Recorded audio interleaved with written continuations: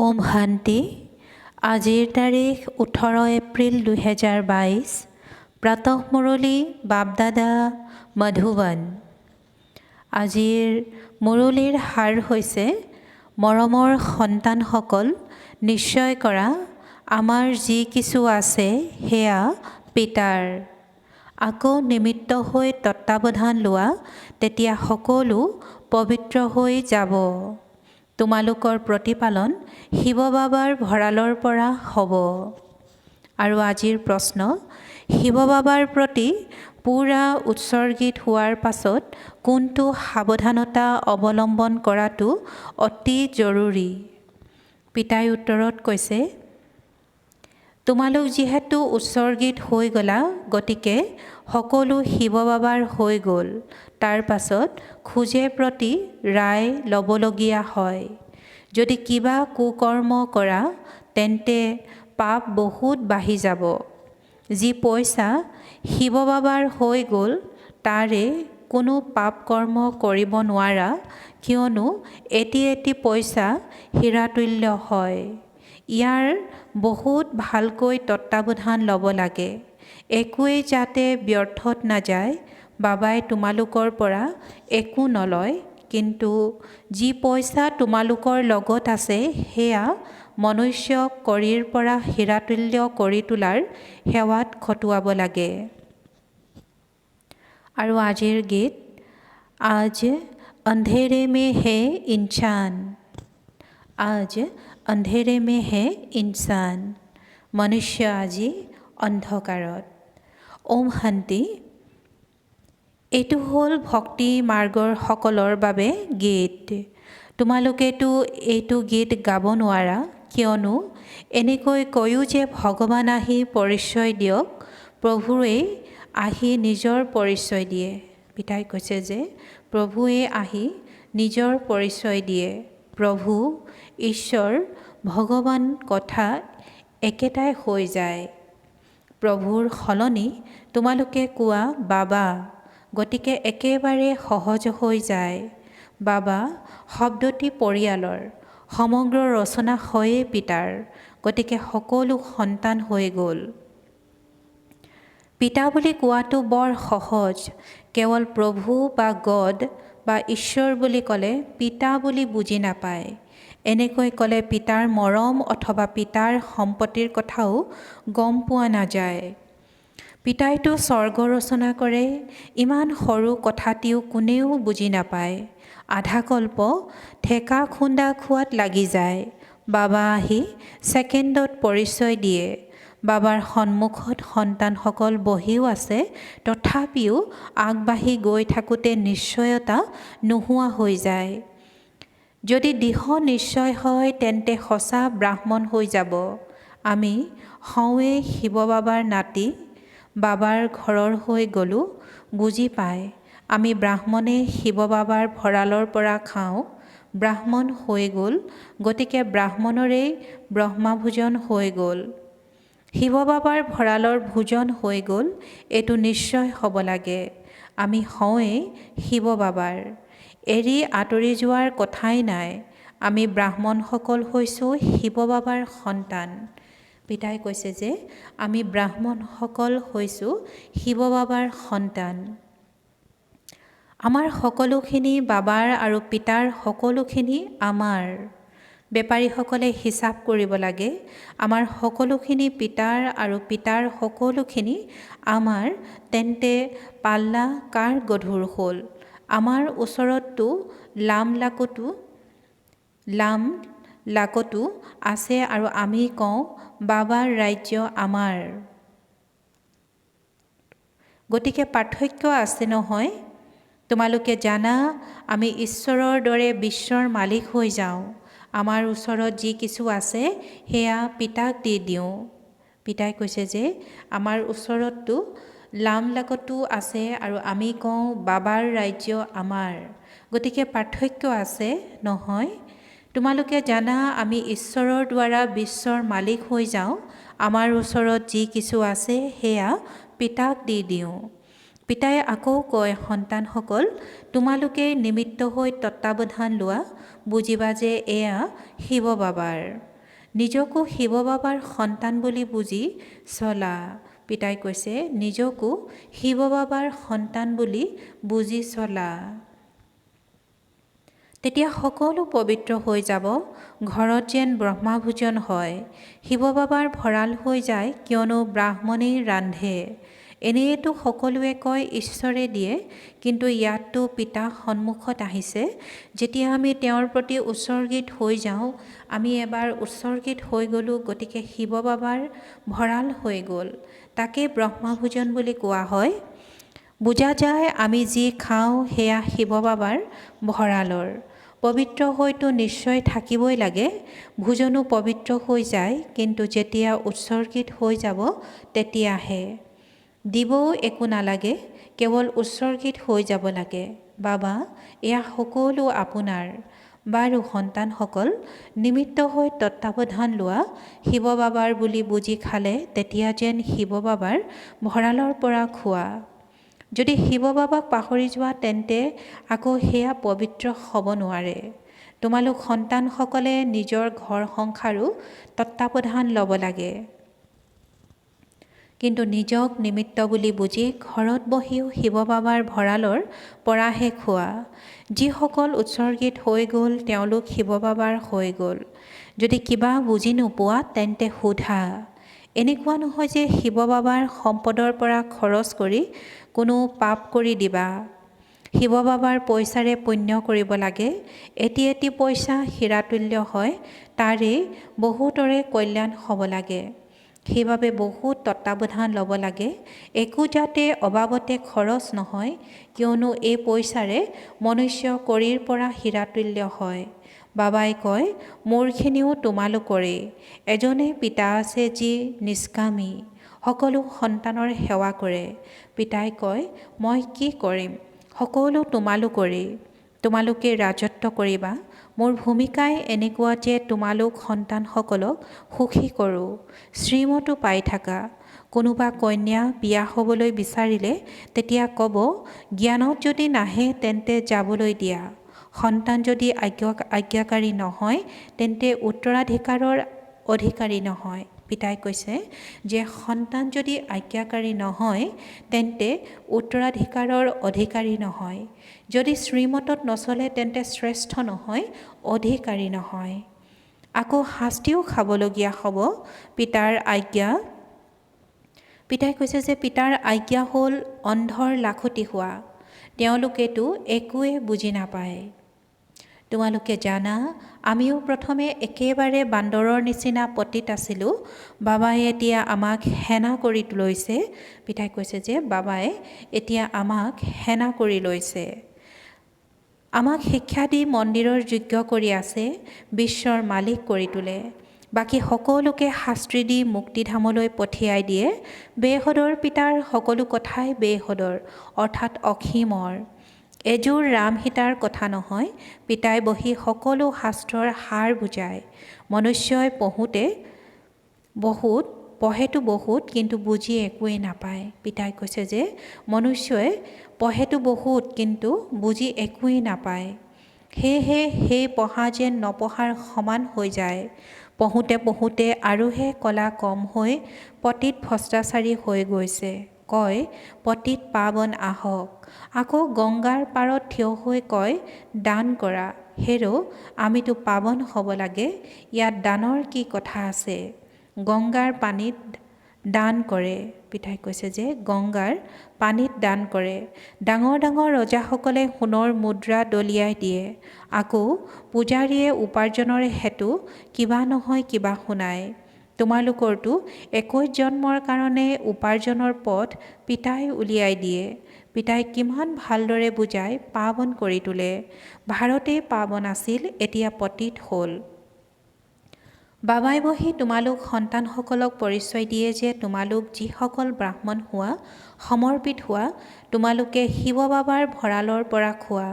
যদি সমৰ্পিত নোহোৱা তেন্তে আখুৰি ভঁৰালৰ পৰা খোৱা। বাবাই এনেকৈ কয় জানো যে নিজৰ দায়িত্ব আদি ইয়ালৈ লৈ আহা। তত্ত্বাৱধান তোমালোকে লোৱা, কিন্তু নিমিত্ত হৈ। যদি নিশ্চয় বুদ্ধিৰ হোৱা, তেন্তে তোমালোকে যেন শিৱ বাবাৰ ভঁৰালৰ পৰা খোৱা। তোমালোকৰ হৃদয় শুদ্ধ হৈ গৈ থাকিব। গায়নো কৰে ব্ৰাহ্মণ দেৱী দেৱতা নমঃ। এই ব্ৰাহ্মণে নমন কৰাৰ যোগ্য। তোমালোকে জানা, ব্ৰহ্মাৰ দ্বাৰা বাবাই আমাক শূদ্ৰৰ পৰা ব্ৰাহ্মণ কৰি তোলে। কল্পই কল্পই বাবা আহি আমাক ৰাৱণ ৰাজ্যৰ পৰা মুক্ত কৰি সুখী কৰি তোলে। তাত দুখৰ নামেই নাই।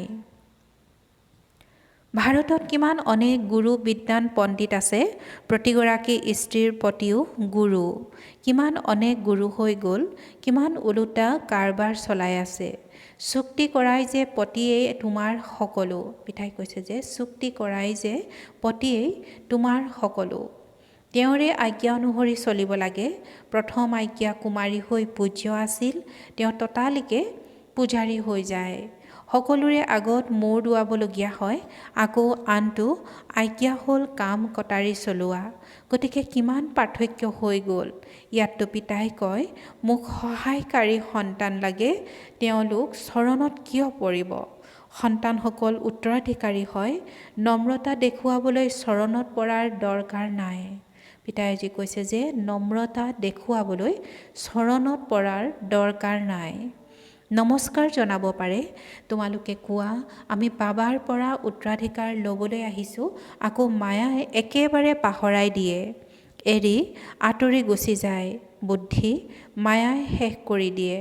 আজি বাবাই বুজাইছে, যিসকলে শিৱৰ ভঁৰালৰ পৰা খোৱা বোৱা কৰিলে, সেই ভঁৰাল ভৰপূৰ হৈ থাকে, সকলো দুখ কষ্ট দূৰ হৈ যায়। পিতাই কৈছে যে যিসকলে শিৱৰ ভঁৰালৰ পৰা খোৱা বোৱা কৰিলে, সেই ভঁৰাল ভৰপূৰ হৈ থাকে, সকলো দুখ কষ্ট দূৰ হৈ যায়, অমৰ হৈ যায়। পিতাই আৰু কৈছে যে অমৰ হৈ যায়।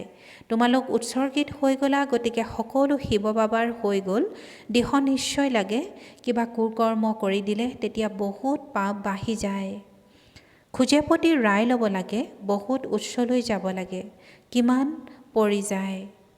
বাবা বাবা বুলি কৈ 8ৰ পৰা 10 বছৰ থাকিল। বাবা বাবা বুলি কৈ 8ৰ পৰা 10 বছৰ থাকিল, তথাপি মায়াই থাপৰ মাৰি দিয়ে। বাবাই কয়, খোজে প্ৰতি ক'ৰবাত বিবুদ্ধিত পৰিলে ৰায় লোৱা। পিতাই আজি কৈছে যে বাবা বাবা বুলি কৈ 8ৰ পৰা 10 বছৰ থাকিল, তথাপি মায়াই থাপৰ মাৰি দিয়ে। বাবাই কয়, খোজে প্ৰতি ক'ৰবাত বিবুদ্ধিত পৰিলে ৰায় লোৱা। বহুত সন্তানে সোধে, মই সেনাবাহিনীত চাকৰি কৰোঁ, তাৰ ভোজন খাবলগীয়া হয়। বাবাই কয়, কিনো কৰিব পাৰা, পিতাৰ পৰা ৰায় ল'লা, গতিকে বাবা দায়বদ্ধ হ'ল। বহুতে সোধে, বিলাতলৈ যাব লাগে, পাৰ্টিত বহিবলগীয়া হয়, হওঁতে নিৰামিষ আহাৰ পায়, কিন্তু হয়তো বিকাৰী নহয় জানো। তোমালোকে যিকোনো অজুহাত দেখুৱাব পাৰা, বাৰু চাহ খাম বাৰু, অনেক প্ৰকাৰৰ যুক্তি পাই থকা যায়। পিতাই কৈছে যে অনেক প্ৰকাৰৰ যুক্তি পাই থকা যায়। এওঁৰ সোঁহাত ধৰ্মৰজাও বহি আছে। পিতাই কৈছে যে এওঁৰ সোঁহাত ধৰ্মৰজাও বহি আছে। এই সময়ত খোজে প্ৰতি শ্ৰীমত ল'ব লাগে, বৰ উচ্চ পদ। কাৰো সপোনতো স্মৃতিত নাহে চাগৈ আমি বিশ্বৰ মালিক হ'ব পাৰোঁ, একেবাৰেই নাজানেই। কিমান হীৰা মুকুতাৰ মহল আছিল, সোমনাথ মন্দিৰত কিমান বস্তু আছিল। পিতাই কৈছে যে সোমনাথ মন্দিৰত কিমান বস্তু আছিল, সকলো উটত ভৰপূৰ কৰি লৈ গ'ল। এতিয়া সময় এনেকুৱা আহিব যে কাৰোবাৰ ধূলিত পুত যাব। এনেকৈ কয় নহয়, ৰাম নাম সত্য। সঁচা উপাৰ্জন কৰোঁতাসকলৰ হাত ভৰপূৰ হৈ থাকিব, বাকী সকলো খালী হাতে যাব। পিতাই কয়, তোমালোকৰ বস্তু তোমালোকৰ বাবে, মইতো নিষ্কামী। পিতাই কৈছে যে মইতো নিষ্কামী। এনেকুৱা নিষ্কামী কোনো নাই। এই সময়ত সকলো তমোপ্ৰধান পতিত হ'ব লাগে। পিতাই কৈছে যে এই সময়ত সকলো তমোপ্ৰধান পতিত হ'ব লাগে। পূৰা পতিত হৈ আকৌ পূৰা পাৱন হ'ব লাগে। পিতাই কয়, মোৰ সংকল্প উদয় হ'ল যে নতুন সৃষ্টি ৰচনা কৰোঁ। মই নিজৰ ভূমিকা পালন কৰিবলৈ আহিছোঁ। যিসকল ডাঙৰ ডাঙৰ মুখ্য আছে তেওঁলোক সকলোৱে এনেকুৱা সময়ত ভূমিকা পালন কৰে। এতিয়া তোমালোকে জানা, জ্ঞানপূৰ্ণ পিতাই তোমালোক সন্তানসকলকো জ্ঞানপূৰ্ণ কৰি আছে। আগতে এই জ্ঞান আছিল জানো? পিতাই কৈছে যে আগতে এই জ্ঞান আছিল জানো? এতিয়া তোমালোকে সকলোৰে জীৱন বৃত্তান্ত জানা। ধৰ্ম প্ৰতিষ্ঠাপকো মুখ্য হয় নহয় জানো? ওপৰৰ পৰা উচ্চতকৈও উচ্চ হৈছে শিৱ বাবা ৰচয়িতা, তাৰ পাছত ব্ৰহ্মা বিষ্ণু শংকৰ, তাৰ পাছত ব্ৰহ্মাৰ দ্বাৰা ব্ৰাহ্মণ ৰচনা কৰে। অন্য কোনোবাই কি জানে যে এই জগত অম্বা সৰস্বতী ব্ৰাহ্মণী হয়। আগেও এই সময়তে এওঁ তপস্যা কৰিছিল, ৰাজযোগ শিকাইছিল, এতিয়াও সেই কাৰ্যই কৰি আছে। এই জ্ঞান মন্থন কৰিব লাগে। পিতাই কৈছে যে এই জ্ঞান মন্থন কৰিব লাগে, নিজৰ ঘৰতে থাকিব লাগে। সকলোৱেতো ইয়াত আহি বহি নাযাব। অৱশ্যে হয়, অন্তিমত আকৌ আহি সেইসকলেই থাকিব যিসকল পিতাৰ সেৱাত তৎপৰ হৈ থাকে। তেওঁলোকে বহুত বিস্ময়কৰ ভূমিকা দেখিব। পিতাই কৈছে যে তেওঁলোকে বহুত বিস্ময়কৰ ভূমিকা দেখিব। বৈকুণ্ঠৰ বৃক্ষ সমীপত আহি গৈ থাকিব, বহি বহি সাক্ষাৎকাৰ কৰি থাকিব। তোমালোক সম্পূৰ্ণ ফৰিস্তা ইয়াতে হোৱা। যিসকল মনুষ্য আত্মা আছে সকলোৱে শৰীৰ এৰিব। আত্মাসকল উভতি গুচি যাব। বাবাই পাণ্ডা হৈ সকলোকে উভতাই লৈ যাব। এই জ্ঞানো এতিয়া আছে। সত্যযুগত জ্ঞানৰ নাম নাই, তাত হ'ল প্ৰাৰব্ধ, এতিয়া হ'ল পুৰুষাৰ্থ। তোমালোকে পুৰুষাৰ্থ কৰা 21 জন্ম পিতাৰ পৰা স্বৰ্গৰ উত্তৰাধিকাৰ ল'বলৈ। তোমালোকে বুজাব পাৰা আমি ব্ৰাহ্মণ হওঁ। মিত্ৰ সম্বন্ধীয় আদিক তোমালোকে পিতাৰ স্মৃতিত থাকি ভোজন ৰান্ধি খোৱা, তেতিয়া তেওঁলোকৰ হৃদয়ো শুদ্ধ হৈ যাব। অন্তিমলৈ যিসকল বাচি থাকিব তেওঁলোকে বহুত মজাৰ দৃশ্য দেখিব। বাবাই বাৰে বাৰে নিজৰ ঘৰ আদি সকলো দেখুৱাই থাকিব। আৰম্ভণিতে তোমালোকে বহুত দেখিছা, আকৌ অন্তিমত বহুত দেখিবলৈ আছে। যিসকল গুচি যাব তেওঁলোকে একো নেদেখিব। এই বিকাৰক পূৰা ৰীতি ত্যাগ কৰিব লাগে। পিতাই কৈছে যে এই বিকাৰক পূৰা ৰীতি ত্যাগ কৰিব লাগে, তেতিয়াহে হীৰা মুকুতাৰে সজ্জিত হয়। ত্যাগ নকৰিলে ইমান সজ্জিতো নহয়। এতিয়া তোমালোক জ্ঞান ৰত্নৰে সজ্জিত হৈ আছা, ভাল বাৰু। অতি মৰমৰ কল্পৰ পাছত পুনৰাই লগ পোৱা সন্তানসকলৰ প্ৰতি মাতা পিতা বাপ দাদাৰ স্নেহপূৰ্ণ স্মৰণ আৰু সুপ্ৰভাত। আত্মিক পিতাৰ আত্মিক সন্তানসকলক নমস্কাৰ। আত্মিক সন্তানসকলৰ আত্মিক মাতা পিতা বাপ দাদাৰ প্ৰতি স্নেহপূৰ্ণ স্মৰণ আৰু সুপ্ৰভাত আৰু নমস্কাৰ নমস্কাৰ নমস্কাৰ। আৰু আজিৰ ধাৰণাৰ বাবে মুখ্য সাৰ, প্ৰথমতে সঁচা উপাৰ্জন কৰি হাত ভৰপূৰ কৰি যাব লাগে। এজন পিতাৰ সৈতে সঁচা চুক্তি কৰোঁতা সঁচা বেপাৰী হ'ব লাগে। দ্বিতীয়তে হৃদয়ক শুদ্ধ কৰিবলৈ পিতাৰ স্মৃতিত থাকি ব্ৰহ্মা ভোজন ৰান্ধিব লাগে। যুগযুক্ত হৈ ভোজন খাব আৰু খুৱাব লাগে। বিকাৰবিলাক এৰি জ্ঞান ৰত্নৰে সজ্জিত হ'ব লাগে আৰু আনকো সজ্জিত কৰিব লাগে। আৰু আজিৰ বৰদান, সকলো দুশ্চিন্তা পিতাক দি নিশ্চিন্ত স্থিতিৰ অনুভৱ কৰোঁতা পৰমাত্মা প্ৰিয় হোৱা। সকলো দুশ্চিন্তা পিতাক দি নিশ্চিন্ত স্থিতিৰ অনুভৱ কৰোঁতা পৰমাত্মা প্ৰিয় হোৱা। বাবাই আজি কৈছে যে পৰমাত্মা প্ৰিয় হোৱা। আৰু বৰদানৰ ব্যাখ্যা, যিসকল সন্তান পৰমাত্মা প্ৰিয় হয় তেওঁলোক সদায় অন্তৰাখনত থাকে। কাৰো সাহস নাই যে দিলাৰামৰ অন্তৰৰ পৰা তেওঁলোকক বেলেগ কৰিব পাৰে। সেইবাবে তোমালোকে জগতৰ আগত নিচাৰে কোৱা যে আমি পৰমাত্মা প্ৰিয় হৈ গ'লোঁ। এইটো নিচাত থকাৰ কাৰণে সকলো দুশ্চিন্তাৰ পৰা মুক্ত হোৱা। তোমালোকে এতিয়া ভুলটো ক'ব নোৱাৰা যে আজি মোৰ মন অলপ দুখী। পিতাই কৈছে যে তোমালোকে এতিয়া ভুলতো ক'ব নোৱাৰা যে আজি মোৰ মন অলপ দুখী। মোৰ মন বহা নাই, এইষাৰ বচনেই ব্যৰ্থ বচন। মোৰ বুলি কোৱা মানে মুস্কিলত পৰা। পিতাই কৈছে যে আজি মোৰ বুলি কোৱা মানে মুস্কিলত পৰা। আৰু আজিৰ শ্লোগান, যিকোনো প্ৰকাৰৰ অস্থিৰতাক সমাপ্ত কৰাৰ সাধন হ'ল নাটকৰ ওপৰত অটল নিশ্চয়। ওম শান্তি।